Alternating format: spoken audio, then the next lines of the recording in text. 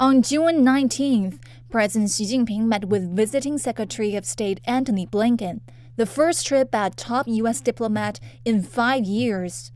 Xi Jinping said the two countries should act with a sense of responsibility for history, for the people, and for the world, and handle bilateral relations properly.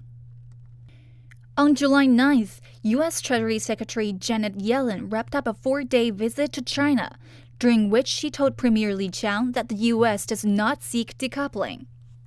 More than a week later, U.S. Special Presidential Envoy for Climate John Kerry called his talks with Chinese officials constructive after meeting with Premier Li and other senior officials during a 4-day trip to China.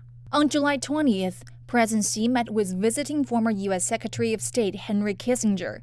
He expressed the hope that Dr. Kissinger and other people of foresight in the U.S.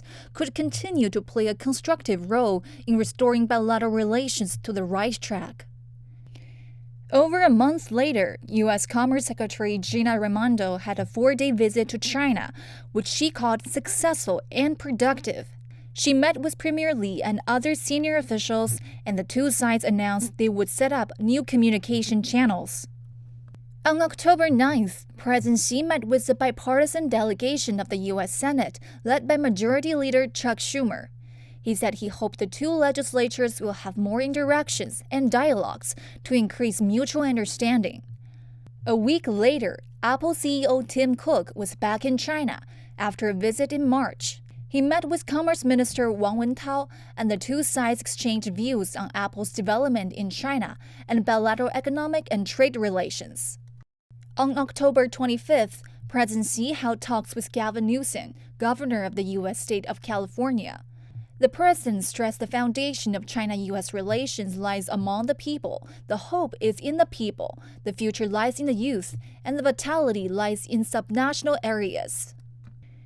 The next day, Foreign Minister Wang Yi embarked on a 3-day visit to the U.S. He met with President Joe Biden and other top American officials. Wang said the two nations have disagreements, but also share important interests, so they need to have in-depth and comprehensive dialogue to reduce misunderstanding. From late October to early November, the last surviving Flying Tigers, U.S. Air Force veterans who helped the Chinese during World War II, paid a 10-day visit to China with their descendants. The delegation of over 30 people visited historical sites and tourist attractions and attended friendship events. On November 5th, the 6th China International Import Expo, or CIIE, opened in Shanghai. For the first time, there was an official U.S. pavilion, one for food and agriculture. It attracted a number of consultations and negotiations. On November 8th, Vice Premier He Lifeng began a trip to the U.S., where he met with Treasury Secretary Yellen. And both sides stressed they do not seek decoupling.